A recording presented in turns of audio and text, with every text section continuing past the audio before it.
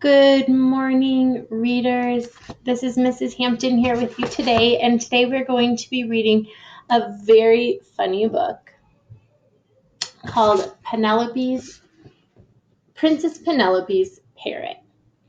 Okay, and before we begin, I want us to think about what do you think the genre of this book is? What do you think the genre of this book is? This is another book by one of our famous favorite authors, Helen Lester. Okay, and in this book, we're going to have a modern look at a humorous take on a fairy tale. So, what do you think that the genre of this book is? If you guessed fiction, you are correct. What would be the evidence for your thinking? Could it be that many of this are illustrations that are made up? You can tell that there's some funny things that are going to be happening in this, right? And I did mention the word fairy tale, and we all know that fairy tales are fictional stories that are made up. Okay? So as we go today, I want us to think about, let's see, I understand that the story of Princess Penelope's parrot cannot happen in real life, which is why we call this book fiction. And I also want us to think about what the author's message was for us in this book. So I am going to share with you the pictures so that everyone can see what we are reading today. All right, team. So this is, again, Princess Penelope's Parrot, written by Helen Lester and illustrated again by Lynn Munsinger.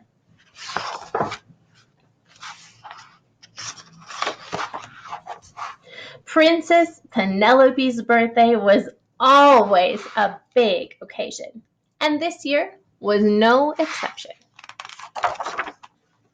Princess Penelope's dress had ruffles on its ruffles on its ruffles.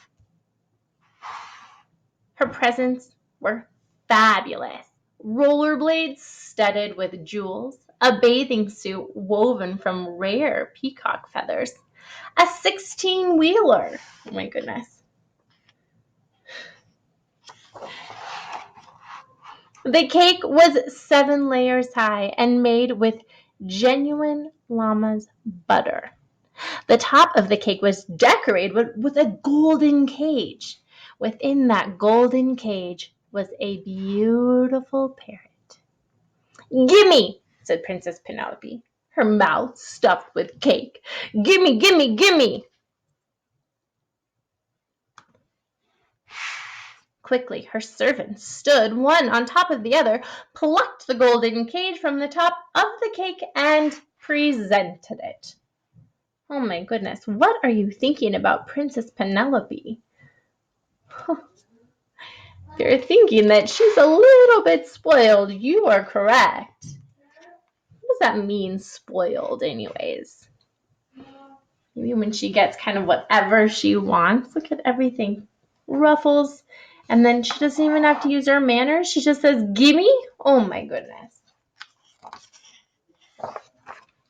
"Mine," said the princess. "Mine, mine, mine." Dribbling cake crumbs, she zoomed off to her chamber with the cage. Then she waited for the parrot to say something. The parrot said nothing. "Talk, Big Beak," demanded Princess Penelope. The parrot said nothing. "Speak, or I'll rattle your cage." The parrot said nothing. And Princess Penelope grew annoyed. "Alrighty then, I'll put you on a ball and chain." The parrot looked miserable, but said nothing. Oh, gritting her teeth, the princess hissed, "Look, bird brain, I'm about ready to pluck your feathers out one by one." Still, the parrot said nothing. Furious, Princess Penelope marched right up to the cage, stared at the parrot, nose to beak, and yelled, Why don't you just get lost, knothead? Is Penelope being kind to her parrot? Wonder how Helen Lester decided that the parrot wouldn't talk right here. Why do you think?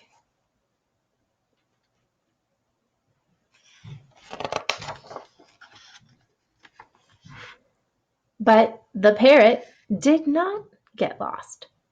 It stood in silence, nibbling forlornly on the precious few birdseeds that the princess flicked its way. Princess Penelope glared at the parrot, snarling, "Silly buzzard!" One day, Princess Penelope received a message that young Prince Percival would be stopping by her palace on his way to build sandcastles at the beach. Although they had never met before, Princess Penelope had long ago decided that she would marry Prince Percival when she grew up. He was the richest prince in the land. Not just a little rich, but rich, rich, rich. She could just picture herself as Mrs. Prince Percival. She'd have diamonds sparkling from every toe and every finger, and a crown so heavy it would fold her ears.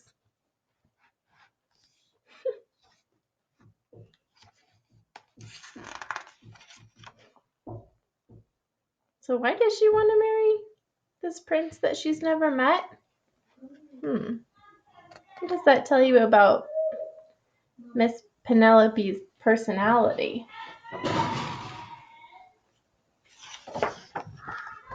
The most precious of silks would cloak her right up to her royal nose. Maybe her royal nose would have a golden nose ring. She would make hundreds of lists for her servants. Then she'd settle back on her velvet pillows to eat caviar cones and watch a 20-foot TV all day long. Does not sound like a very good way to spend your day.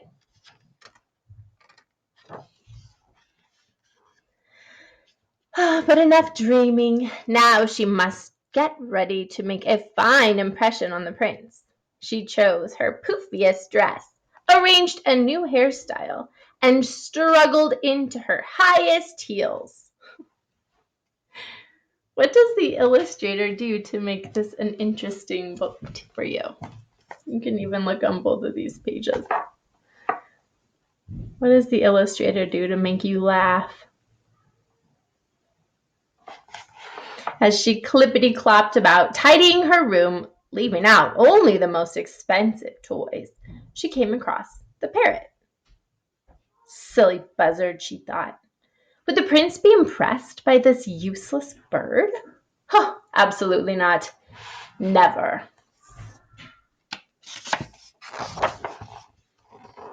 So, she hid the parrot behind the curtain. Can you find where the parrot is hidden? What do you think will happen when the parrot arrives? Can you make a prediction right now? And let's find out if we're right. There.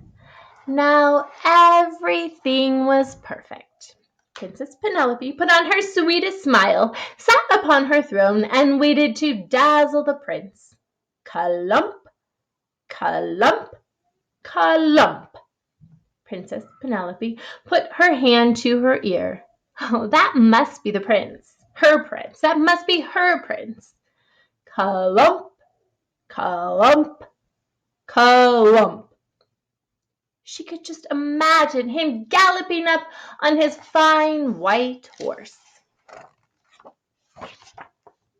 Clump, clump, clump.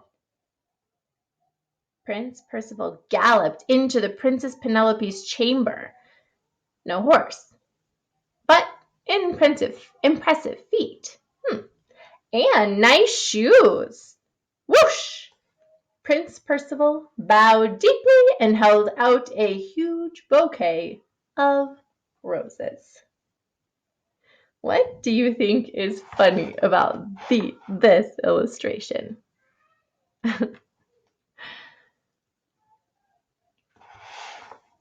Gimme, said the parrot from behind the curtain. Gimme, gimme, gimme. Prince Percival gulped and handed over the roses.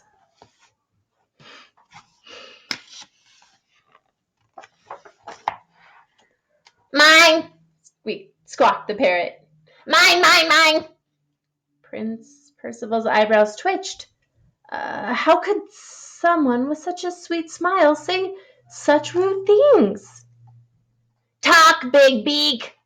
Oh my goodness. The prince scratched his nose and thought that just maybe he wanted to be somewhere else.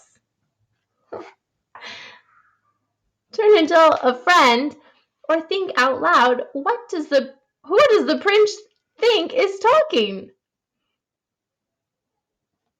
It looks like he thinks that Penelope's talking instead of the parrot. Oh my goodness. How do you predict this is going to end? Make a prediction right now.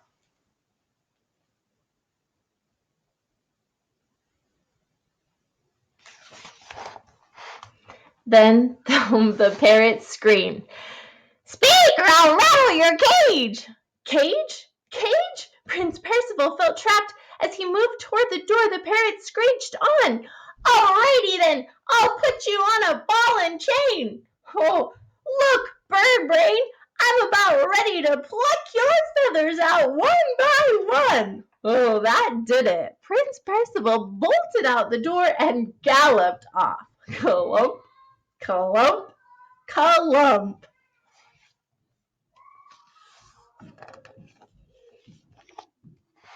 Princess Penelope followed, clippity-clop, clippity-clop, clippity-clop, and the parrot flapped after them both, ball, chain, and all, up and down staircases, past the birthday present room, and through the kitchen they clumped and clippity-clopped and flapped.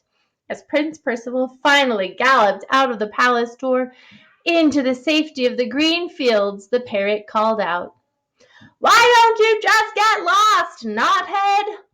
Prince Percival was delighted to do so and didn't stop once until he made it all the way up to the beach.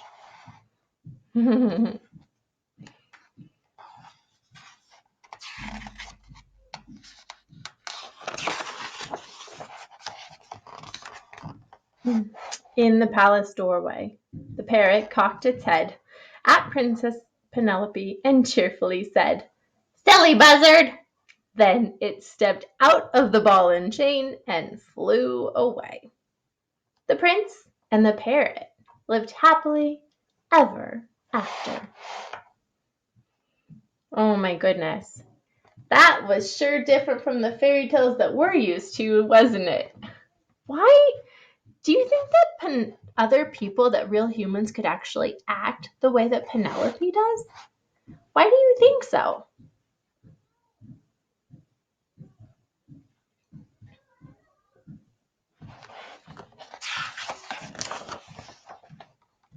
Princess Penelope was horribly embarrassed, but she got over it.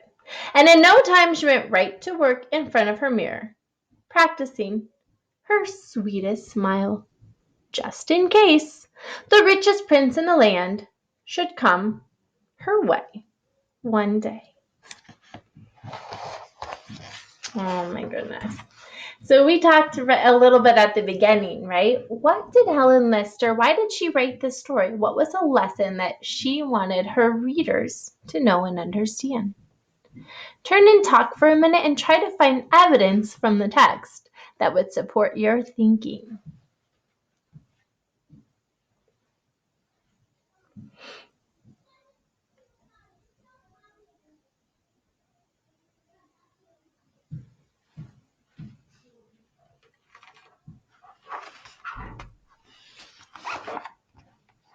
All right, what did you say? What do you think was a great lesson that should be learned? Why do you think that Helen Lister wrote this book?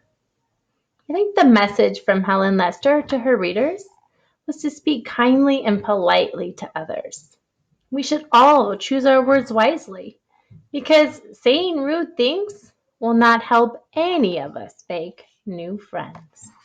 I hope that you enjoyed this wonderful and funny story by Helen Lester about a princess who gets a new parrot that refuses to speak to her until a prince comes to visit, and the parrot finally begins to speak with hilarious results.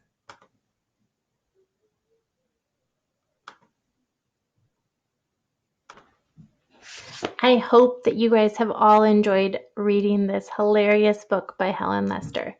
It was so fun to spend this special time with you, and I hope you have a wonderful day. If you want to extend your thinking on this book, you can create a different ending to this story and see if maybe you can help Miss Princess Penelope learn some lessons before it's too late. Talk to you soon. Miss you. Bye-bye.